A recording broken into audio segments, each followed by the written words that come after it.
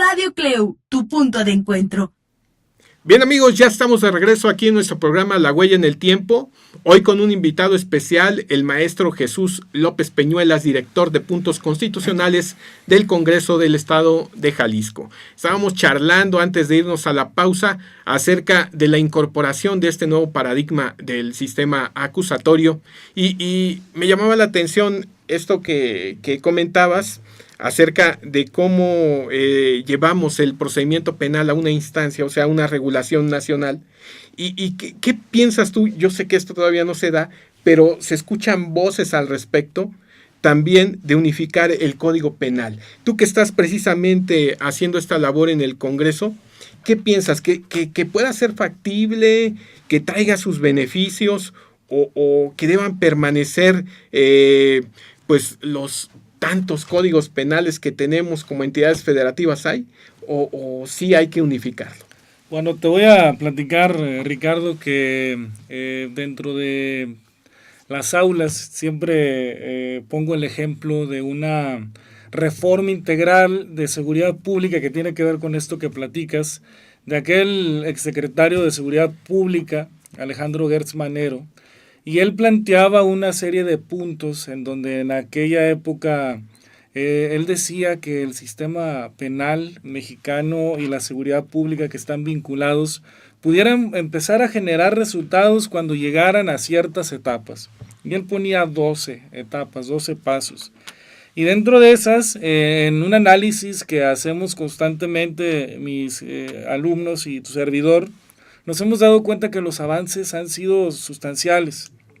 Él hablaba de un derecho penal adjetivo, procesal, homologado, ya lo tenemos. Él hablaba de un nuevo sistema con estas características, ya lo tenemos. Él hablaba de la autonomía o quitarle la autoridad completa la autoridad completa al Ministerio Público para determinar la investigación y así sucesivamente. Dentro de esos puntos habla precisamente de homologar el catálogo de delitos, que estamos hablando del Código Penal. En lo particular creo que la naturaleza de cada uno de los estados todavía tiene un respeto a la autonomía que mantienen. Si bien tenemos dudas que no obstante el nombre de la federación y de los estados como soberanía, creo que sí hay autonomía y la autonomía debe respetarse. Las características como criminólogos son más conocedores del tema que tu servidor, pero las características endógenas, exógenas de la sociedad en torno a un delito son variables en diversas circunstancias, el mismo clima, la educación, la cultura, la familia, la escuela, todo tiene situaciones distintas hacia el delito. Y creo que esa es la distinción que debe de existir. Los 32 entidades federativas que tiene el país tienen sus características distintas, tienen su idiosincrasia basada en diversas culturas, educación, lo que acabo de decir. Y en este sentido manifiesto que el catálogo de delitos debe todavía dejárseles a los congresos de los estados para determinar el sentir directo de la población.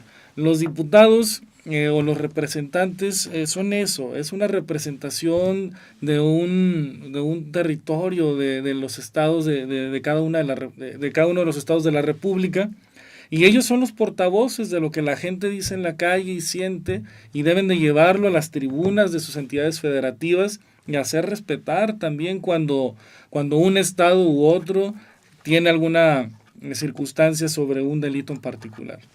Esto me parece importante porque, bueno, pues hay opiniones al respecto y yo aquí pondría un punto específico.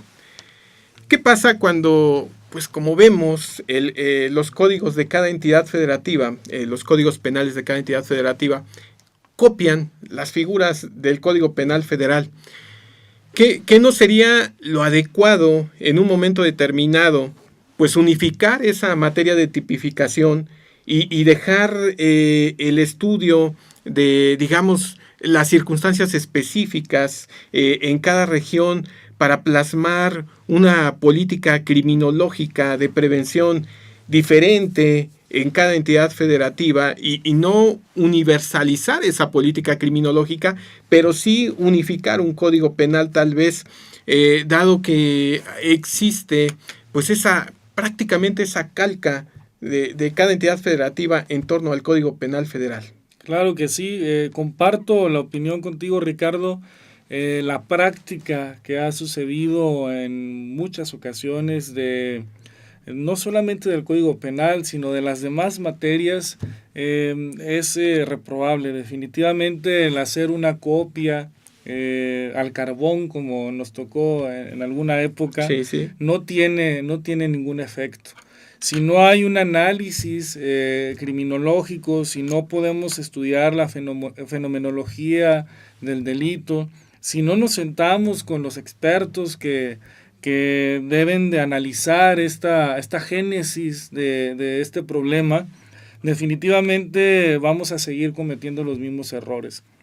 Y todos los que estudiamos estas materias sabemos que precisamente el aumento de las penas no es un programa de prevención. El aumento de las penas no genera una solución a la actividad delictiva, sino por el contrario, no podemos todavía integrar un sistema preventivo con certeza que nos dé mejores resultados.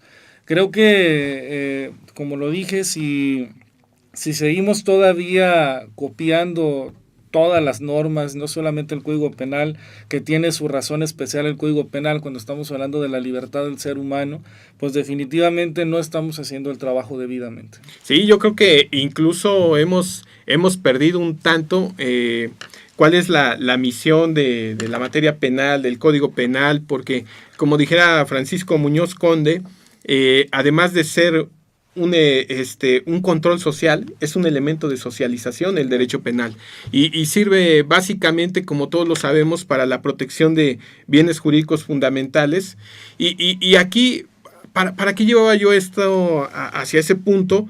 Porque tú ahora que estás enlazando estas dos cuestiones, la situación de la función pública con la docencia y precisamente con nuestros alumnos de criminología y criminalística, creo que es importante considerar esa parte de la criminología como parte de colaboración en un proceso legislativo.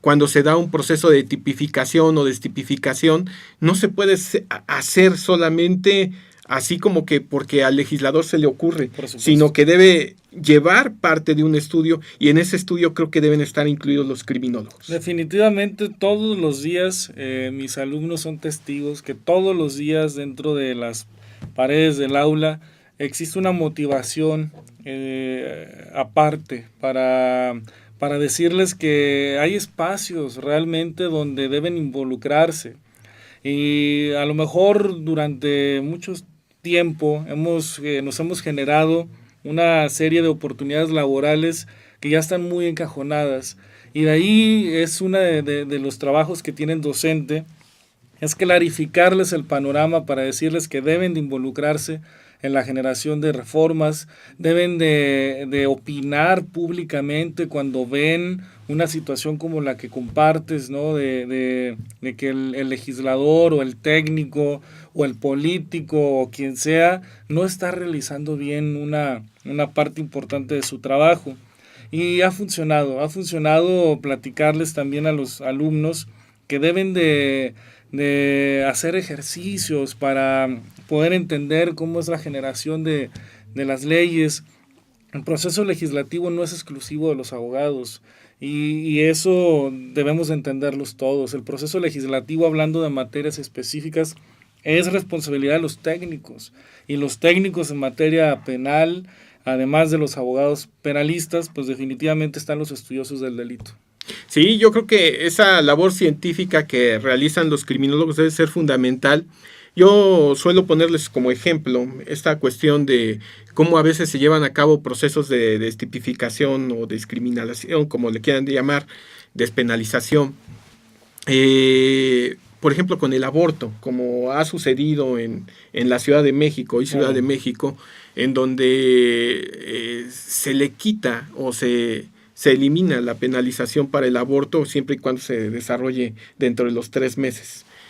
Pero fue más resultado de una cuestión política, más resultado de una cuestión de llegar a ciertos sectores, y no fue el resultado de un estudio donde se llevara a cabo este proceso de destipificación, porque ha resultado a veces hasta contraproducente, porque hoy son mujeres adolescentes las que más acuden a abortar, en vez de haber primero tal vez previsto una actividad alterna o una política pública alterna, que es la de educación sexual.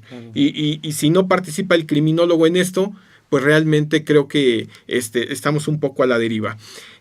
Vamos a seguir platicando con el maestro Jesús López Peñuelas. Tenemos que ir a una pausa más. Les recuerdo nuestras redes sociales: en Facebook Radio Cleu, cleu.edu.mx/radio, nuestra página Cleu Universidad en Instagram, y nuestro canal de YouTube Radio Cleu, donde puedes consultar nuestros videos, darles like y retroalimenta también con tus comentarios este programa, así como en la línea 22 26 62 49 46, donde estamos esperando tus llamadas y tus mensajes de texto o WhatsApp. Vamos a una pausa. Estamos en La Huella en el Tiempo. Radio Cleu, tu punto de encuentro.